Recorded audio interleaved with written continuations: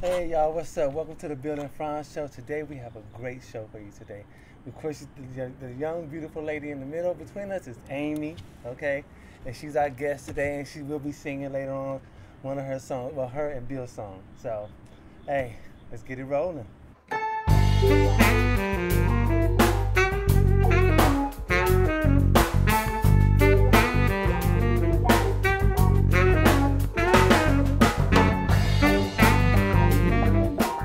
Alrighty then. So I'm Bill DeShan. This is Frantz Bostic, and our guest, her full name is Amy Jordan. Yes. Okay, sorry about that. And Amy is an actress and a singer. The girl got it all. You know what I'm saying? You know, the X Factor right here. Thank you. No problem. So, tell us, Amy, what's going on, man? Give us some information, man. Okay, well, the first item on our agenda is the Cardinals, to be continued. We were talking about the playoffs. Now, I haven't been following as close as last week, but last I know, they still are about 2.5 games short of the wild card, who are still being held by Atlanta. I think there's a lot of parallel losing and winning going on. So nothing's really changed, except that there's less games to make that change happen. I think there's like another week and a half before everything's really decided. Most of the teams who are on top, like the Yankees and the Detroit Tigers, they've already clinched their top spots within the divisions, and so that it's all the battling is just for the wild card right now. For example, the Red Sox, despite the fact that they continue losing, they still have a 2-point lead over the Rays for the Cardinals. For the wild card, because I guess they're still losing the same amount. They must be a really good team. Despite losing, they're still above the Rays. Well, it's just the Rays are losing the same amount. Oh, okay. But I mean, they are a really good team, and the thing is, why is they shouldn't even be here, because they were really good all year, and then suddenly, come September, they just did crash and burn. It's really strange. It's starting to suck. Okay, where does the does the Cardinals lie in this? Well, they're pretty much like what their relationship to the wild card is the same as the Rays, which is they're too short of wild card, and so they're trying to catch up to the Atlanta Braves for the wild card, and the Red Sox. Well, the Rays are trying to catch up to the Red Sox. Okay. At this point, in late September. Okay. Well, we're still rooting for the Cardinals because that's our hometown. That's right. You know, we're still rooting for them. Cardinals, get it together. Let's rock and roll. You know. So what's up on the next agenda? So now this is more your field. Some story about the cops. Right, man. Local story. Yeah. Well, actually, it's a Miami story. Okay. Miami-Dade police have been found to beat this man who had a colostomy bag. Okay, he has Down syndrome. I'm sorry, hey, that's how it is sometimes. The guy has Down syndrome. The police officer saw a bulge in his pants. In his pants. Yeah. That's terrible. Not in his upper pants. Like somewhere on the side where a potential gun might be concealed, and I guess they confused. Yes. They confused the situation and didn't understand until it was way too late. Right. And he got beat down for a colostomy bag. So what do y'all think about that, man? I mean, do you think they're justified? I mean, it could have been a gun, right? well, I'll let Amy finish this one. I suppose it could have been a gun, maybe. It depends, like, was the man acting suspiciously? Yes, he does have a disease, so maybe they He was acting funny? Yeah, maybe he was acting funny, and they thought one thing or another, and they saw the bulge in his pants and thought maybe he had a gun, but I don't know. Like, part of me, I'm not a police officer by any means, but part of me tends to think that maybe they should have approached the situation a little bit more, perhaps neutrally, as opposed to aggressively. Get him up! Yeah, because I'm sure the poor guy must have been terrified when all this was going on, and then he gets injured and sent to the hospital, and it's just a bad scenario all around. So I think they could have handled it better, but maybe that's just me. No, Amy may be right about that, because I felt the terror of being beat up before. You know what I'm saying? I got jumped. It's not a feeling where you feel whoopee. You're like, whoa! Exciting. You got to get on defense quick. But he, had Down syndrome. His defense was very low. So what do you think, Bill? Well, I didn't read the article, but I tend to agree with Amy. Okay, right. So it could be up, it could be down, but it's just how it is. It's just how it is. Okay. So what's up, man? Next agenda, I just read an article about it. I don't know when, but apparently there's going to be a Star Trek exhibit coming to the St. Louis Science Center. So you get to, I guess you get to see a lot of the sets and like classic uniforms. You're allowed to sit in Kirk's original chair. Oh, no way. Are you serious? You get to be Yeah. like Captain Kirk. Space and Beyond. Oh, I'm sorry. That's Toy Story. Huh. To infinity Toy and Story. beyond. To That's what infinity you're and thinking. yeah, that's what I'm thinking. Thank you, Amy. Thank You got it. Nerd. Hi. Yeah. But Star Trek, man, that's great, man. Oh, that's... Yeah, so it's sometime this fall. I'm not exactly sure when. But one of the things that sometimes we talk about is the fact that the Science Center has lots of science fiction things coming to it. Like they have didn't they have like Spider-Man, like that? They did. The They had physics that of Spider-Man or Spider-Man something like that? 3D thing in the IMAX and the Dinosaurs and other things. Well, dinosaurs is real science, but well, yeah, but they have a whole bunch of stuff that's really kind of imagination, like fictitious, and it's supposed to be a science. What do you guys think about the fact that they're doing science fiction in a science center? well, again, I'm gonna say my opinion here. I think a lot of the imagination that's put into TV shows like Star Trek or, movies like Star Wars or any other sci-fi, film that's very popular in culture today, a lot of those ideas, there's a lot of potential for them to come to fruition. Because if you look at technology and how far we've advanced in even just 20 years, I mean, I remember when I was a kid and computers weighed 200 pounds and you kept them... Right.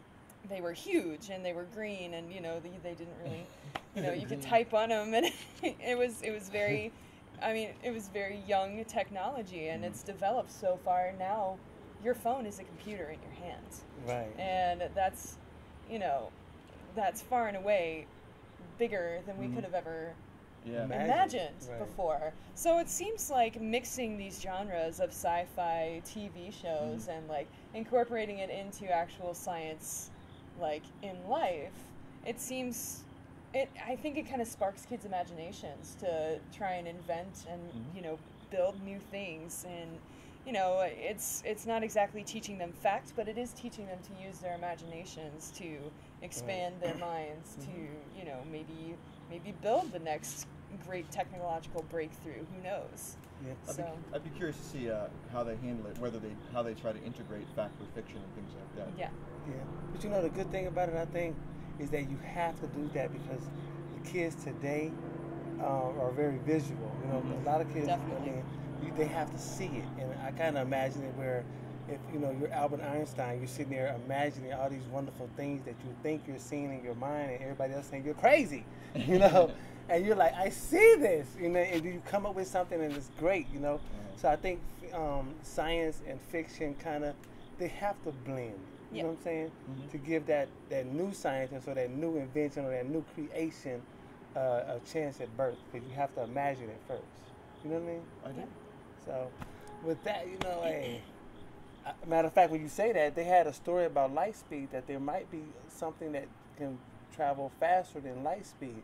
And I saw it in the news last night on Channel 4, and it was amazing because I'm sitting there. The first thing I thought of was, Star Wars, light speed, go to the next galaxy, Who knows? Dagobah, indeed. So, anyway, man, it sounds good. Sounds good. I mean, it's going to be, anybody out there, you have to go to this exhibit. Star Trek is great. I want to get on the Enterprise myself, I want to feel like the Black Kirk. Anyway, this is my own fantasy. Don't talk about me like this. Anyway, man, we got Amy on the show, and like we said, Amy's an actress. She's a singer, and she's our guest. And we're gonna get off into this interview and holler at Amy. We'll be right back. Just relaxing, doing my thing, watching a little bit of TV, right? My phone rings, boom. I answered it, of course. It's my boy. He's calling me. He's like, man, I got a phone call at 2 o'clock in the morning. And this girl called me, and she was fussing at me, going off on me. I said, so what did you do? What did you do? He said, man, I just listened to what she had to say. And then she said, my father died. I said, you said her father died? And I kind of got somber for a minute, you know, because, you know, death and the whole thing is just equals to somber. And then he came back and hit me with, he done died 5 times. I said, how did he die 5 times? She said, man, she done told me this 5 times. I said, seriously? Does she got BP? Is she bipolar? What's wrong with her? You know, he goes, I don't know. I said, so what are you going to do? I said, no, man, what? You know, he goes, I don't know. I said, man, you really need to think what you're going to do. He said she did this 5 times. The first 2 times, he had to give her some cash. And the last 3 times, she wanted something else. Okay? So I said, well, what are you going to do now? He said, I'm going to pay my condolences. I said, oh, okay. But what would you do if you had a girlfriend or a boyfriend who said, or a friend guy who said that their parent has died 5 times, but they forgot they said it 4 prior times, but you remember? What would you do?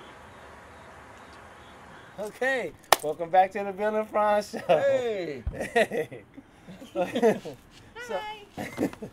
Of course, all show we have had Amy on. She's been contributing with her inspiration, contributing with her creation, her own ideas, and we're about to get off into the interview. This girl got it going on. Let's rock this. All right. So, what's up, girl? So, what song are you going to sing first? Well, today we're going to sing a song that Billy Deshawn wrote, and it's called Guys Like Girls.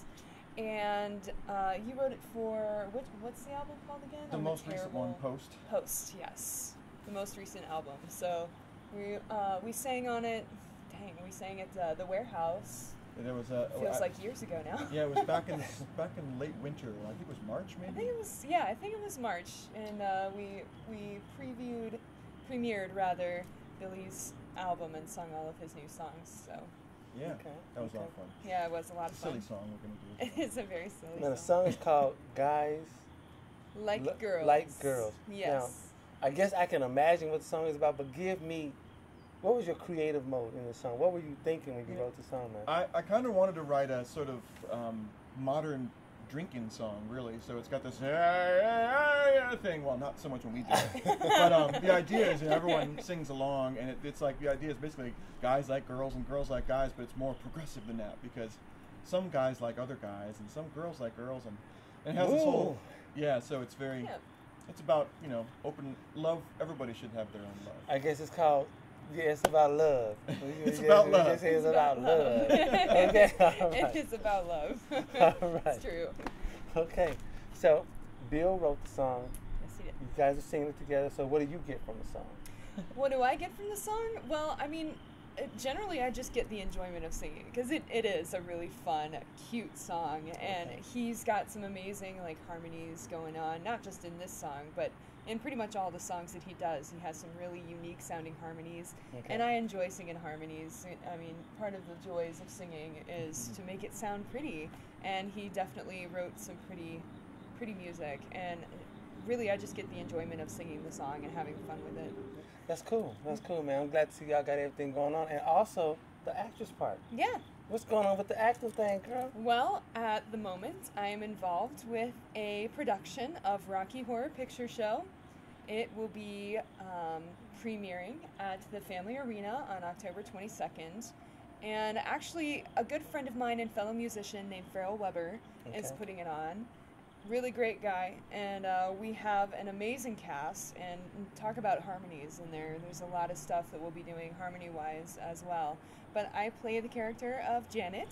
Okay. And it's gonna be a good time. Okay. Well, we're gonna get to this song because it sounds like I'm ready for this song. It sounds like you guys are ready for this song too. Oh yeah. All right. Guys like girls.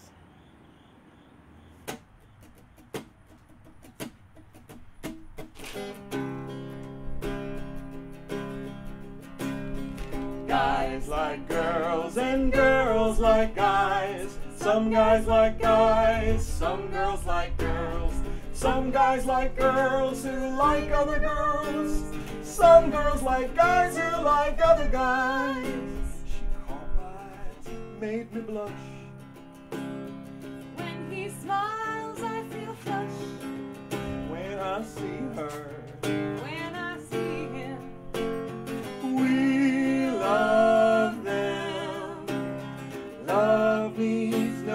skies. Why, just let it fly. There's nothing more beautiful. Guys like girls and girls like guys. Some guys like guys, some girls like girls. Some guys like girls who like other girls. Some girls like guys who like other guys. Here's to every girl in love. Here's to every guy in love.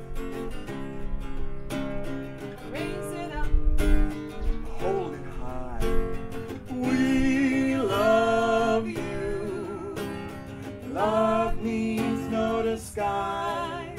Why, just let it fly. There's nothing more beautiful. Guys like girls and girls like guys. Some guys like guys, some girls like girls.